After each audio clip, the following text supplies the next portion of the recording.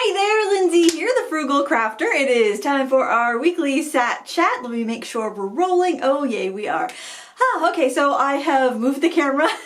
Before we were on the other side of the table, and I just felt so far away from you. It just did not feel cozy and hygge and I don't know, didn't feel crafty. Now I feel like I've got, like, I can see my foam, like, sound panels in the background, so I gotta move it. Because you much rather look at colorful markers than, you know, foam panels.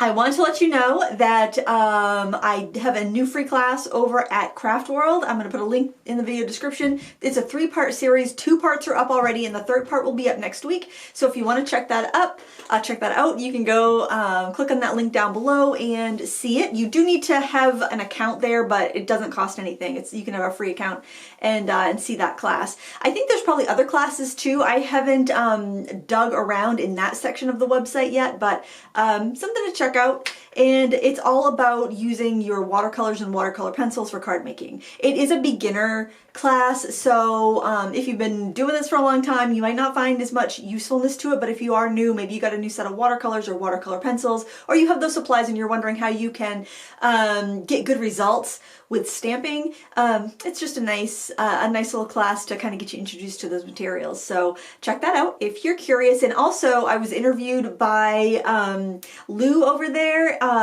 She did an interview with me last week, and that is up as well. If you're curious about how I got my start in paper crafting and YouTube and all that stuff, it's it was just a fun little chat if you want to check it out. Again, link in the video description. I've got a list on my computer, so that's why I keep looking over there, because usually I'm just like, it's a show about nothing, which it still is, but I actually have a few topics. I think, oh, you're probably wondering what I got my sister for her birthday. I got her a set of Harry Potter wax seals. So they're like the little brass seals, so you melt like the sealing wax. Do I have any? Oh, mine are way over there, and I'll trip over the camera if I go for them. But I have been like kind of really into the sealing wax, like adding it as an embellishment on a card, or a lot of times wrapping presents. I've wrapped a few presents lately where I've used baker twine and tied it up and then dripped some of the hot wax onto the twine and then stamped it with a wax seal, which is like a brass plate that's got, it's like a stamp, but it's made out of brass. It's so pretty and I just love it. And when I saw the Harry Potter ones, I thought, oh my gosh, that's a perfect gift. She's a huge Harry Potter fan. She goes to like the Universal Harry Potter world like every other year, and she just loves it, and she loves the books. So when I saw that, I'll link that down below on Amazon too. I mentioned it to my family members because I regretted that I didn't buy 2, because I'm like, these are so cool once they came in the mail and they were packaged so beautifully. But then I mentioned it to my family, so then I'm like, well, I can't buy it for myself now in case they want to get me a set for Christmas or something. But I figure if they're gonna do it, they've done it by now. So I'll put the link down below if you want to check it out. But there was like there was a platform 9 3/4 seal, which was my favorite out of the whole thing. That is just, can you imagine getting a letter in the mail and it has a platform 9 3/4 seal on it? And there was Owl Post, and there was Hogwarts, of course, and then there was each of the houses. There was Slytherin, Gryffindor, Hufflepuff, and Ravenclaw, and I was like, this is so cool. And I got her a set of waxes because I didn't know if she had any. She loved it, and I just thought it was so cool and such a fun gift for anyone that loves Harry Potter, and especially if they're crafty, which she is, and you guys are. So I thought I would share, I thought they were really high quality too. When they came in, I looked them over. I'm like, oh, why didn't I buy 2? They were so beautiful. So that was the gift. And let's see what else. Oh, Critique Club. I just published this project to Critique Club. I've been doing my month-long figure drawing challenge. Hopefully, it's pretty glary because it's graphite, but it's a dancer, and I talk about proportions and whatnot. That lesson is up in Critique Club for Critique Club members, and I'll have a link down below to that. So if you're a member already, you have access to it. If you're curious about what Critique Club is, basically it's a group where I post 2 new long, kind of a little bit more advanced tutorials per month, and also you can upload 2 of your artworks per month for a critique from me, so you can improve as an artist. You can also benefit by reading other people's critiques, because I know that not everyone is ready to put their work out there, and I want it to be valuable, so that's why I put the longer tutorials. And you have access to all of the older tutorials, so you have, like, you know, several dozen tutorials up there, so when you join you can try any of those. And then yeah, submit your work when you're ready, and basically the goal is to help you grow as an artist, and it's a lot of fun. So it's $5 a month. If you're interested, the link's in the video description where you can learn more, and you can also see a list of the different things that we've done in the group.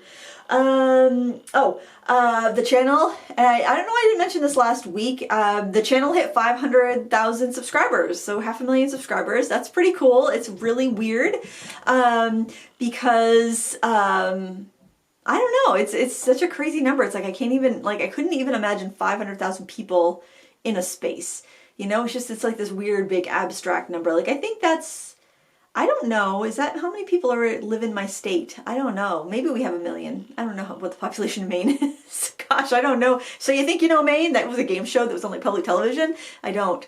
I don't. But anyway, that's pretty cool. It's unusual. It's very surreal. And you know, I've been on the platform for 10 years, so probably the majority of my subscribers like click subscribe from one video they liked years ago and then just forgot they were subscribed. I think, I don't know, but anyway, needless to say, it's a kind of a neat milestone, and it's cool. And thank you for everyone that's left a congratulation over the last couple of weeks. It's been really cool to. I think you guys noticed before I did, because I was seeing congratulations on 500,000. I'm like, what? And they're like, oh, my subscriber count. Oh, that's cool.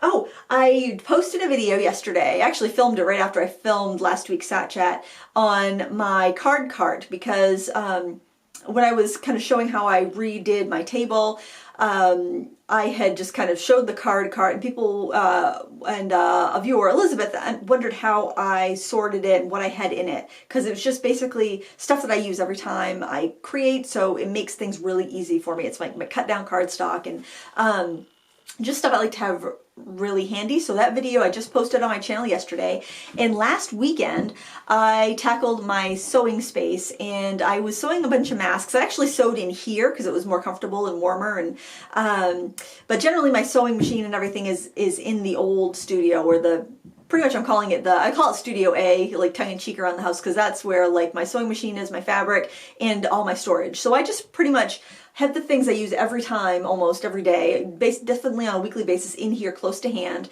and projects that are upcoming to film in here. Everything else is in the old space, and then I just bring stuff back and forth. When I'm done with something and I know I'm not going to use it right away, I take it back like a stamp. I file it back in the binders by theme, so I can always find what I need. And so that just keeps this room from getting too cluttered, and it keeps everything organized so I can find it. So my sewing stuff was in there, and I was noticing that I have a chest of drawers where I had everything, and I had all my fabric, all my felt, all my accessories, all my notions, everything in those drawers, and they were just kind of difficult to get to. I could find whatever I needed fine, but where Lila uses a space too to sew, she's sewing more than I am, I wanted to make everything a lot more accessible and easy to find. So last week when I put up those letterpress trays on the other side of the room to put my sentiment stamps and things on, I ended up emptying out a bunch of these little shallow drawers, and I thought, well, those would be perfect to put like rotary cutters and scissors and pins and measuring tools and, you know, all those notions.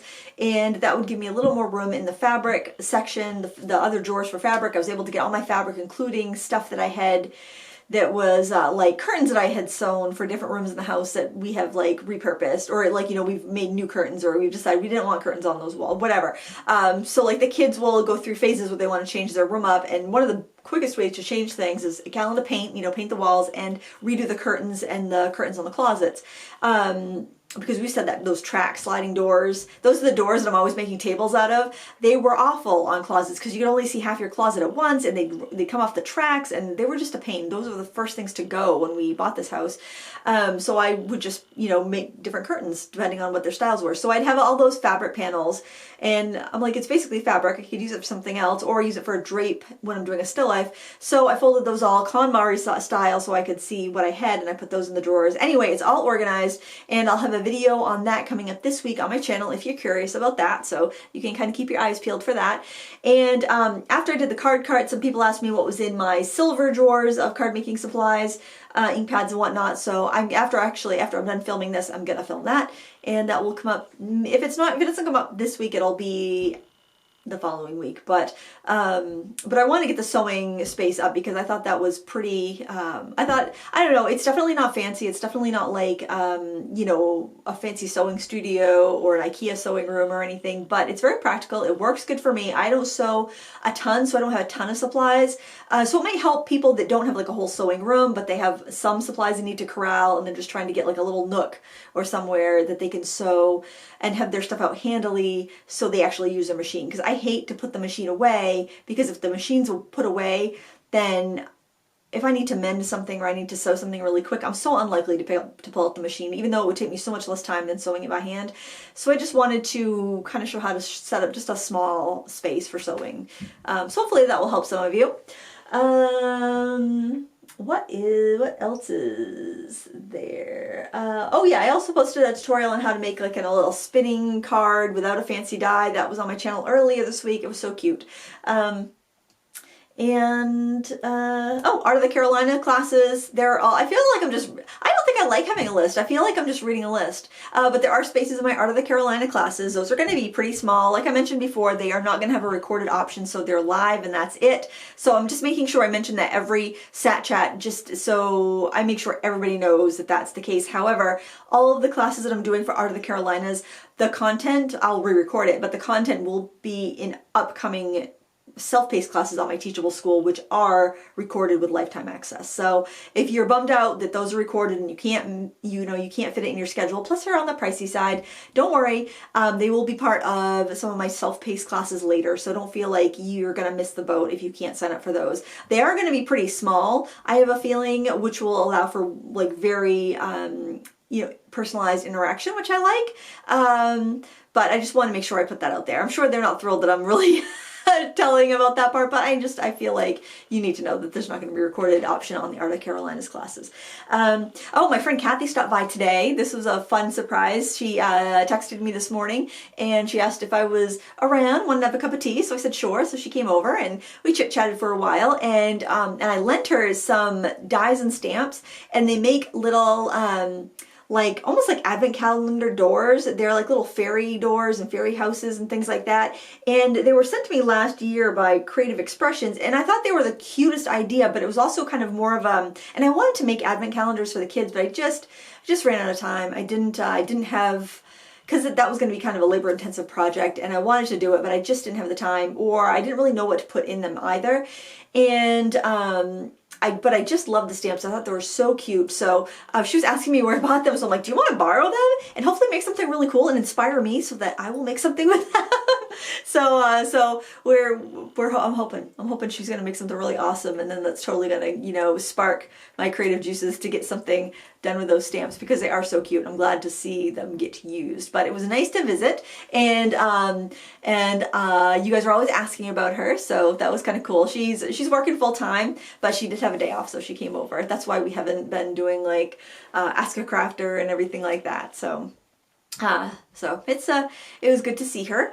And what else is new? Oh my gosh, my son turned 18 yesterday. My oldest, my baby boy, 18 years old. Oh my gosh, it was very surreal. It's kind of like he every time he walks by, I feel like I've got to like dispense adulthood knowledge to him.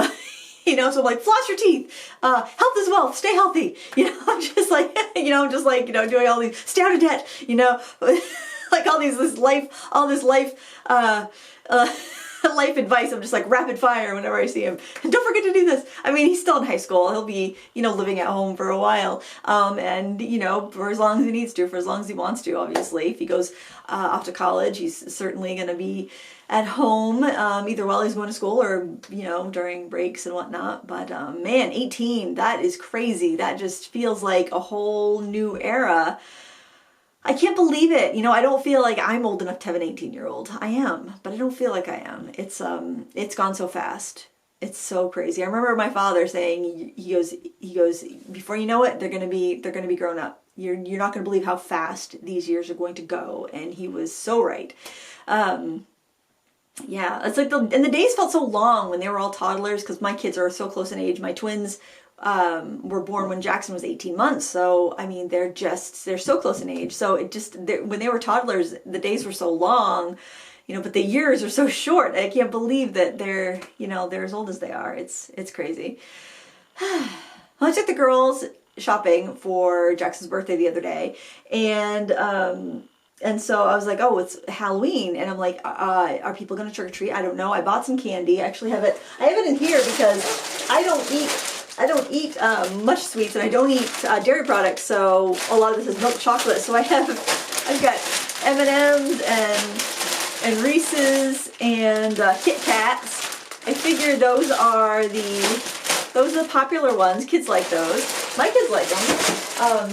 My husband likes them, so I'm hiding them away from everybody so they don't get into them before Halloween. All bets will be off after Halloween. I don't know. I'm going to make treat bags, and I think I'll use up some of my Halloween paper. They're not going to be like, Instagram worthy or anything. They'll be cute, but they're not going to be like, I'm not going to be Copic coloring little characters on every treat bag. I mean, I got the 3 that I made for that video last month. I'll use those, but the other ones aren't going to be all hand colored. They're going to be like a piece of pattern paper, maybe a pumpkin die cut, staple it, call it a day. But they'll be cute. But the thing I thought would be nice about doing that is that if I won't have people rummaging through a big thing of candy, with the pandemic and stuff. But I still think people can have fun safely. And if you don't agree with that, that's fine. You have to, you have to live your life the way you want to live your life. And I'm not going to judge you, and I hope you don't judge me, but I'm going to have candy. I'm going to have favor bags. I'm going to package them up probably tonight, and I'll set them in a bowl. And then when people come, I'll probably just drop one in each kid's bucket, and I can do that contactless, and kids will get candy, they'll get to dress up, I'll get to see the cute kids in their costumes, and if anybody comes, I don't know. I know some streets, I live out in the country, so we never get a ton of trick-or-treaters. We used to keep a list, and the first year we were here, I think we had like 2 trick-or-treaters or something, and then like every year we got more and more and more until like the biggest year, I think we had something like 50. And maybe it wasn't even that much. I don't know. And then, of course, our kids were young at that time, so they had a lot of friends, and they all would want to come over here because we're kind of we're on the corner of a cul-de-sac, which is a nice place to walk and trick or treat. But since the kids have gotten in high school, it really is dropped. The numbers have dropped because they're all older now, and they're off going to parties and things like that, having scary movie nights and all of that. So we don't get as many trick-or-treaters, but I do want to be prepared because I know there's probably going to be kids because a lot of kids would go, their parents would take them into the city or to the mall, and they would trick-or-treat there.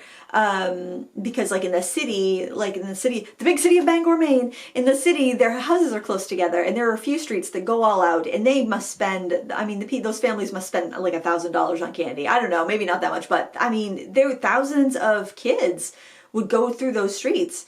Because kids from Bangor would go, but then all the surrounding communities, they would go into town because you could hit one little block and have a bag full of candy, and then the parents would be like, okay, you're done, let's go. But I was always a believer in trick-or-treating in your own neighborhood because, we have a lot of older people around, and, they like to see kids in their costumes and stuff. Of course, now, this year I wouldn't be surprised if, obviously those older neighbors are probably going to have their lights out, and that's fine. But it was always my grandmother's favorite thing to see the kids come by in their Halloween outfits, and that was always the first place because we lived out in the country, way out in the country, and my dad would drive us house to house because their houses were too far apart, and we'd go to my grandmother's first, and she just loved seeing the Halloween costumes, and then we go to my aunt's and my aunt and uncles, and it was just then after we hit the relatives, we'd go to just door to door, and it's just fun, and I want to have a safe trick-or-treat candy dispensary if anybody shows up. So I have seen people take rain gutter and make a chute for candy, and then the kid can put their bucket underneath at the end of the chute, like a piece of rain gutter taped to your porch, your porch stair railing, and then you could just drop the little candy bag that way. That would definitely be something to do. Maybe I will find a shipping tube and rig something up like that. Or even just a piece of downspout or something like that. Or another neighbor said she is taking, she's going to have a Halloween tree, and she's going to clip the little treat bags onto a tree in her front yard so people can come up and they can take candy favor bag, and then she'd just go replenish it as needed through the evening. So, there's a couple ideas right there. If you want to do something but you're afraid of interacting with kids during the pandemic, you could always do that. You could do that earlier in the day, go clip up a bunch of treat bags, then you could watch from your living room and see the kids come up and get candy, have a porch light or a front motion light on or something like that. There's ways to do it. There's ways to keep our traditions alive and enjoy the season and not put anyone at risk. So those are my 2 cents. That's going to be controversial. That will be my controversial topic of the week. That somebody unsubscribing. You evil woman, I'm unsubscribing to you. I gotta look at my list. I think that was, man, I'm definitely, look at this. We're only at 20 minutes and I've gone through all those topics. That's pretty crazy. I've been thinking whether I want to do, you know what? When I was arranging the sewing area, remember the big box of wire? At the beginning of the pandemic, I'm like, what am I gonna do with this big box of wire? Why did I keep this? Because like when they had the addition was being put in, there was all these scraps of electrical wire, like copper wire left, and I asked if I could keep it, and they said, yes, you've paid for it, go ahead. And so I had this box of wire. I hadn't even stripped it all. It was all just sitting there. It was this huge, big, bulky box with like this wild tangle of wires. And so I'm like, this is ridiculous. Still had that big Amazon box in there in my old storage room. And it's not bugging me because I'm in here. I'm not looking at that. That'd be bugging me if I was in there. So I found my other tin of random wires that are not like craft quality, just like crappy random wire that I have for some reason. And so I took that and I found another box that was bigger than the box of my first collection of random wires, but way smaller than the second box of addition random wires. And it's like a 2-tiered box. It was pretty much empty. And so I put all my random non-jewelry making wire in there. And then I realized that for my little my wax seals, I have this little spoon from Altenew. It's a spoon, it's like a really rounded spoon so that you can melt your wax discs in it and then you can pour it. But you've got to hold it over a lighter or hold it over a candle. And I'm like, well, who's got time for that? I'm a busy woman. I got things I need to do when my wax is melting. I can't just sit there willy-nilly waiting for wax to melt. So I just kind of like bent a piece of wire and set it on top of this little candle, and I can set my spoon on there and it will bend. So I have done one project with my hoarded electrical wire. So I feel pretty good about that. It has not just been sitting taking up space in my other, in my storage area for no good reason. I had one good reason anyway, hopefully more, but one is better than zero, right? What was I talking about? Oh, challenges. So we're nearing the end, more than 2/3 of the way through of my figure drawing challenge for the month. I have a lot of thoughts on this challenge, ways I would do it differently next time, or if I had to do it again. But when I commit to something, I commit to it. When I commit to it, I'm like, I'm doing it till the end. I am, I guess what Gretchen Rubin would say. She's a person that wrote, what was the Happiness Project, I think, and she has a blog, a podcast for their sister called Happier, I think, Happier with Gretchen Rubin. Anyway, she talks about these people of these 4 different personalities, 4 tendencies. She said there's the upholder, there's the obliger, there's the rebel, and there's the questioner. And I think I'm mostly a questioner and then partly an upholder, because like once I decide I want to do something, I'm gonna do it. I'm gonna stick to it. That's just how I am. So once I've made a goal and I said I'm gonna do this every day, then I do it. I think, and one of the things with this challenge, I was gonna post a drawing to Instagram every day. So it meant that I had to create a finished picture for Instagram. So I'm not gonna put some doodly sketch. It looks like junk on my Instagram account because I use it for business. I don't know. I know it's totally vain. I don't want to put junk on my. Well, I sometimes put junk on my Instagram page, but I wanted to, I'm really pushing myself, and I wanted to look like I'm really pushing myself. So I've got this external thing going. I don't know, but anyways, I have some different thoughts about doing a challenge like this that I will share when the month is over. But we're almost done. We are a good 2/3 the way through, and I'm enjoying it. But I still find that like it'll be 9 o'clock at night, and I'll be like, oh, I got to do that challenge. Whereas if I wasn't making myself have a completed piece to post every day, then I could do like just drawing exercises. I could do time drawing sketches and things like that in the morning, and I would be growing a lot and learning a lot, but I just wouldn't have that polished piece to post. And I think I would actually progress faster and further doing that, because sometimes I tend to procrastinate, knowing that, oh, I've got to create a sketch, it's probably gonna take me an hour, you don't feel like starting it yet, and then I put it off. But I do it because I'm an upholder, and if I say I'm gonna do something, I'm gonna do it. But anyway, I think next month I'm gonna challenge myself to drink more water. That sounds much more doable.